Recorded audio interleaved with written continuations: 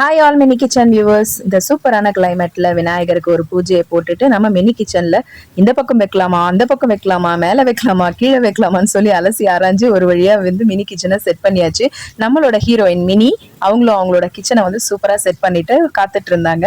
அவங்க friends neighbours எல்லாரும் ரொம்ப குதூகலமா அவங்க அந்த பார்ட்டியை நடத்தினாங்க. ஸோ மினி கிச்சன்ல இருந்து அவங்க கெஸ்ட்டுக்கெல்லாம் ஜூஸ் சர்வ் பண்ணி ரொம்ப ஹாப்பியா சிரிச்சு பாடி பாடி ஒரு கொண்டாட்டமா இருந்தது.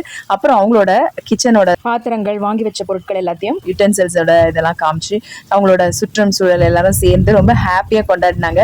ஜோனு மழை வேற உங்களுக்கு கேட்கும்னு நினைக்கிறேன்.